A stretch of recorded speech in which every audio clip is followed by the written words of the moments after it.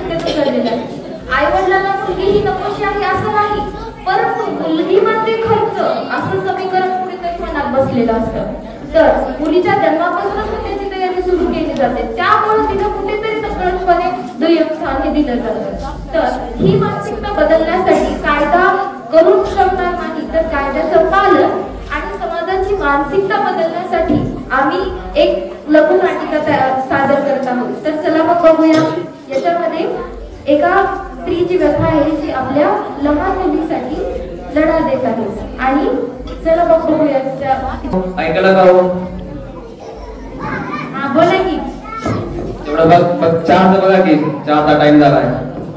हा बघते सरस्वती. हो सासूबाई. हा इकडे ये. चहा का नाही दिला तू यांना अजून? हो आणले, झाला चहा द्या.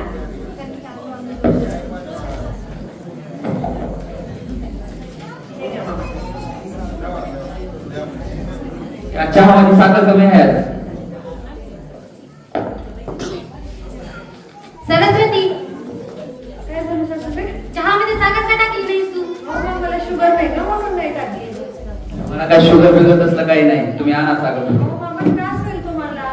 काय होत नाही, तुम्ही आणा. तू का तुझ्या घरून टाकायला नाही का? टाकली चहामध्ये साखर. अहो मामा तुम्हाला त्रास होईल. टाक तू टाक.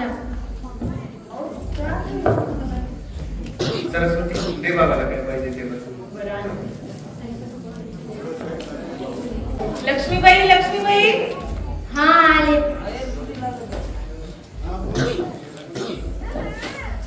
हा बोला की पाटील. काय करता? बसा की. मग काय चालतंय? कशात? काय नाही बघा निवांत चाललंय. तुमचं सांगा. हे घ्या, पेढे घ्या. पप्पूला पोरग झाले. वा वा अभिनंदन अभिनंदन. एकदाच वारस भेटलं बाई घराण्याला. भाग्यवान आहात बघा तुम्ही. हो. कुठे गेली सूर? काय बघत बसले असेल मोबाईल कुठेतरी. हो नाही काय सांगू, आजकालच्या सुनांना तर नुसतं मोबाईलच देऊन. हो ना. हा बोलावते. सरस्वती बघ बघ पुन्हा पोरग झाले म्हणे. दोघं पण चांगले आहेत. हे घे पेढे घे. नाही नाही नको. आणखी येते, परत येते मी. पूर्ण गावात जायचं वाटायचं. चला येते बघा. शेजारी बाई जातात आणि काही दिवसांनी पुढचा दृश्य. ऐकलेस का? हा बोला की. पुन्हा पोरग झाले म्हणे. अरे वा वा, खूप चांगली गोष्ट आहे. आता आपल्या प्रॉपर्टीला वाढत असला पाहिजे. तुम्ही सांगा सुनबाईला. मी तेच विचार करत होते. ऐकलेस का सरस्वती? आम्हाला मी यावेळेस वारीस हवंय.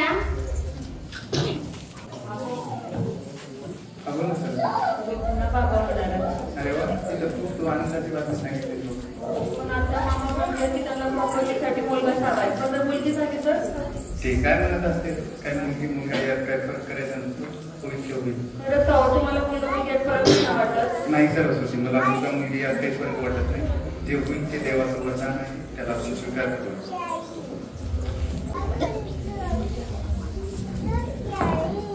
या बसा.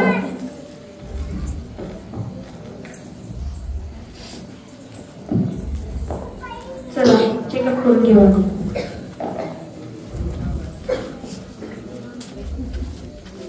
चेकअप चालू आहे. आता सगळी गडबड होते फॅमिलीमध्ये. त्यांना कळतच नाही की मुलगी होईल का मुलगा होईल. त्यांना सगळ्यांना वाटतं की मुलगाच व्हायला पाहिजे. कशाला पोरगी? आधी पण पोरगीच असते. मग चला आता बघायचं.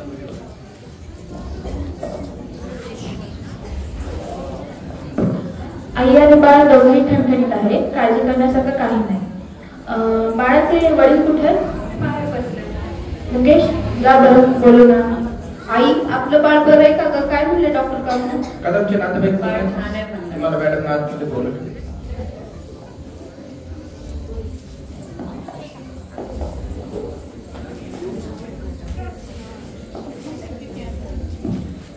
मॅडम मुलगा आहे का मुलगी सांगाल का तुम्ही आम्हाला?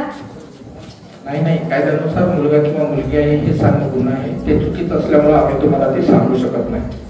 हे बघा डॉक्टर साहेब, ते कायदेशीर असो किंवा नसो, पण आम्हाला मुलगा हवा आहे, मुलगी नाही. अहो तुम्हाला कितीदा सांगायचं, खरंच नाही जमणार. काही नसतं मॅडम. मग सांगा ना तुम्ही एकदा काय होत आहे. काय करावं ह्याला? बरं काय म्हणणं आहे तुमचं?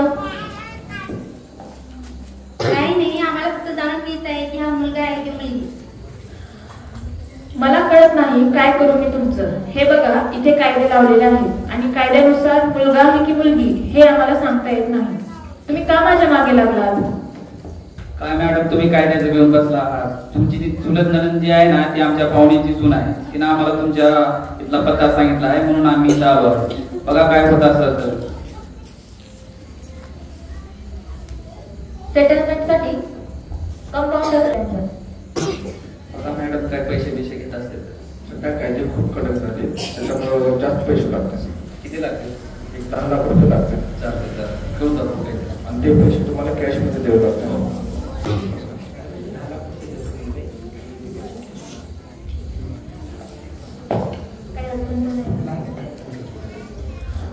तुम्हाला सांगणं बेकायदेशीर आहे आणि ही गोष्ट आपल्यामध्येच म्हणजे या 4 भिंतीमध्येच राहिलेली चांगली आहे आणि मला वाटते की मुलगीच आहे.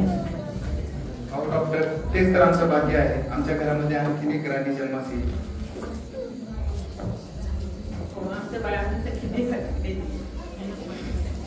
खूप कमी लोक आहेत जे तुमच्यासारखा विचार करतात. समाज बदलण्यासाठी तुमच्यासारखे लोक गरज आहे. काळजी घ्या. यानंतर सासू सासरे तत्काळ निघून जातात की पोरगीच आहे बाबा. आता मग काय झालं आई बाबा, तुम्ही एकदमच इथून निघून आलात?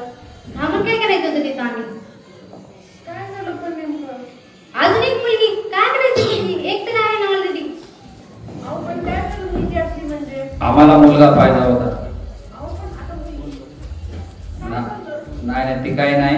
अजून एक मुलगी नको आहे. तुम्ही असं काय बोलताय? म्हणजे बाळ आहे ते, नाही मी असं काही पण नाही करणार. ते मला काही माहिती नाही. अहो मामा तुम्ही तरी बोला. अहो तुम्ही तरी सांगा. आई, हे असा अपराध करायला तू सरस्वतीला का सांगत आहेस? मुलं तेव्हा त्याची फुलं असतात, तूच मला लहानपणी शिकवायचीस ना. आता काय झालं तुला? ते मला काही ऐकायचं नाही. मला उद्या हे बाळ खाली झालेलं पाहिजे. अगं आजी असं काय करतेस? ती तर माझी बहीण आहे ना. एक झाली ना मुलगी बस झाला ना. अहो मला नाही वाटत घरच्यांचा विरोध काही थांबले. आता काहीतरी करावं लागेल आपल्याला यावरती. हे बघ आता सरस्वती, ते माझे आई बाबा आहेत. त्यांच्या शब्दाच्या पुढे मी काही जाऊ शकत नाही. माझी आई जे म्हणत आहे ते तुला करावंच लागेल. शांत धुसर प्रकाशात रात्र बसलेली आहे. एक सुंदर अलौकिक जागा जिथे सरस्वती उभी आहे. तिच्या मनात विचाराचं काहूर आहे. एका मोठ्या निर्णयाच्या टोकावर उभी असलेली ती स्वतःशीच झगडत आहे. अचानक समोरून एक लहान मुलगी तिच्याकडे येताना दिसते. तिच्या चेहऱ्यावर निरागस हसू आहे. डोळ्यात एक गोड स्वप्न आहे. आई, ए आई, कोण आहेस तू? मी तुझीच. माझं अस्तित्व अजून या जगात नाही ग, पण मला तुझ्या स्वप्नात येता आलंय बरं का. म्हणजे आई, मी तुझी स्वप्नातली लेक. मला तुझ्या घरी यायचंय पण काहीतरी चुकतंय ना. का नाही बोलवायचंय मला तुला? मलाही तू हवी आहेस ग, पण हा समाज अजूनही मुलींना समान न्याय देत नाही. मला भीती वाटते ग तुला योग्य तो न्याय मिळेल की नाही. पण का ग आई, मला फक्त जन्म घ्यायचाय. मला तुझ्या खुशीत यायचंय ना. खरं तर माझा काहीच दोष नाही ना. दोष नाही ग, तुझा तर काहीच दोष नाहीये. मग का ग आई, का नाही घेऊन येत मला तू? मी तुझ्या स्पर्शाची वाट पाहते ना. हो ग, पण मला भीती वाटते. मी घरच्यांशी तरी तुझ्या आणि माझ्या हक्कासाठी लढू शकणार आहे की नाही. आई, स्वप्न उभी राहण्यासाठी आईची माया आणि आधार पुरेसा असतो ग. तू माझ्यासाठी जे करू इच्छितेस ना तेच मला सगळ्यात मोठं बळ देईल. सरस्वती निवडून जाते. तिला आठवतं की तिने स्वतः अनेक अडथळ्यांना तोंड दिला आहे, पण स्वप्न ती सोडली नाही. तिच्या मनातील भय वितळत जातो. मला फक्त या जगात येऊ दे ग आई. मी तुझं लेकरू आहे ना. मी प्रेमाने वाढेल, तुझ्या स्वप्नांना पूर्ण करेल. माझ्या भविष्याचा निर्णय दुसऱ्याला घेऊ देऊ नकोस ना. मला स्वतःचं भविष्य उभं करायचंय ग. सरस्वतीला जाणवतं की तिच्या हृदयात एक नवीन धैर्य जन्म घेत आहे. तिचे डोळे चमकतात. ती दृढ आत्मविश्वासाने मुलीला म्हणते, हो बाळा, आता मी तुला नक्की जन्म देणार आणि तुझ्यासाठी आता मी लढणार. रेश्मा, मला घरून कोणाचीही साथ नाहीये आणि मला ते समजत नाही अशा वेळी मी काय करावं. तूच माझी काहीतरी मदत करू शकतेस. हे बघ सरस्वती, तुझं काय चाललं आहे मला कळतंय, पण कायद्याने तुला मदत मिळू शकते. स्त्री भ्रूण हत्या हा गुन्हा आहे. सरकारने महिलांसाठी विविध कायदे लागू केलेले आहेत. तसेच भारतातील स्त्री भ्रूण हत्येविरुद्धचे कायदे खूप कडक आहेत. गर्भधारणापूर्व आणि प्रसवपूर्व निदान तंत्र अधिनियम 1994 अंतर्गत मुलगा किंवा मुलगी हे सांगणं गुन्हा आहे. तसेच भारतीय न्याय संहिता 2023च्या कलम 88 ते 92 नुसार स्त्री भ्रूण हत्येविरुद्ध शिक्षा ठरवलेली आहे. हो, पण त्यासाठी मी काय करू शकते? महिला आयोग, विविध कायदेशीर सल्ला केंद्र तसेच हेल्पलाईन्स उपलब्ध आहेत. ह्या सुविधा तुझ्या संरक्षणासाठी आहेत. तसेच मुलीच्या संरक्षणासाठी मुलगी वाचवा, मुलगी शिकवा योजना आणि महिला व बाल कल्याण विभागाच्या अनेक योजना उपलब्ध आहेत. प्रत्येक जिल्ह्यात फ्री लीगल एड फॅसिलिटी उपलब्ध आहे. आपल्या लातूरमध्ये देखील दयानंद विधी महाविद्यालयामध्ये ही सुविधा उपलब्ध आहे. तू तिथूनही सहायता घेऊ शकतेस. आपण पोलिसांमध्ये तक्रारही नोंदवू शकतो. मी तुझ्या बरोबर आहे. हो रेश्मा, आता तुझ्या मदतीने मी नक्कीच न्याय मिळवेल. आणि भारतीय न्याय संहिता 2023च्या कलम 354 अंतर्गत जर सासरच्या मंडळींनी तुझ्यावर मानसिक किंवा शारीरिक अत्याचार केला तर तुला तक्रार नोंदवता येईल. पांडू जरा बोलून नंतर लगायचं बोल. हो साहेब, लगेच बोलू. कदम आहेत का घरात? हा बोला की. आम्हाला आपल्या विरुद्ध तक्रार प्राप्त आहे. कदम तुम्हीच आहेत का? हा बोल. हे बघा, आम्हाला तुमच्या विरोधात तक्रार प्राप्त झाली आहे. तुम्ही गर्भलिंगाची पडताळणी करून मुलगी असल्या कारणाने तुम्ही तुमच्या सुनावर दबाव देत आहात. नाही नाही, आम्ही असं काहीच केलं नाही. हे बघा, हे नाही असं नसतं. आम्ही तुमच्यावर कार्यवाही करू शकतो, तक्रार करू शकतो. गर्भलिंग निवड व तसेच गर्भलिंग पडताळणी करणे हा कायद्याचा भंग आहे व तसंच हा एक गंभीर अपराध आहे. लिंग निवड प्रतिबंध कायदा 1994 आणि भारतीय न्याय संहिता 2023 कलम 85 आणि 86 नुसार तुमच्या विरुद्ध गुन्हा दाखल होऊ शकतो. आम्ही सगळं तपासून योग्य ती कारवाई करू. चला चला, आगमनच्या घरी पोलीस आले. काय झाले चला बघूया. गावकऱ्यांनो, मुलगा आणि मुलगी यांच्यामध्ये भेदभाव करणं चुकीचं आहे. मुलगी ही मुला एकाच कुटुंबाचा आधार बनू शकते. विचार करा ना, जर सावित्रीबाई फुले जन्माला आल्या नसत्या तर शिक्षणाचा प्रसार कसा झाला असता? मेरी कॉमने ऑलिम्पिक मध्ये देशाचं नाव उज्ज्वल केलं. कल्पना चावला आंध्रात गेली. अहो विचार करा ना, जर मुलीच राहिल्या नाही तर तुमच्या मुलासाठी तुम्ही वधू कुठून आणणार आहात? मुलगी ही मुला एकाच कुटुंबाचा आधार बनू शकते. तिचं अस्तित्व हा कुटुंबाचा पाया आहे. हो, हे जे बोलत आहेत ते अगदी बरोबर बोलत आहेत. मुलींना न्याय, शिक्षण, समानता देणं हाच आमचा प्राथमिक उपचार आहे आणि हेच आमचे प्रयत्न आहेत की मुलींना सर्व जातीमध्ये सभेमध्ये समानता भेटावी, त्यांना न्याय भेटावा, त्यांना शिक्षणाची चाहूल भेटावी. हो, आणि आज जर आपण हा विचार बदलला नाही तर समाज म्हणून आपलं अस्तित्व नक्कीच धोक्यात येईल. सरस्वती, मला माफ कर. तुझं मूल हे तुझं बाळ हे आमचं भाग्य आहे. मला माझी चूक समजली आहे सरस्वती. मी आता तुला आणि तुझ्या मुलाला आता पाठिंबा देईन. चला. मुलगा दीपक तर प्रकाश पसरवतील.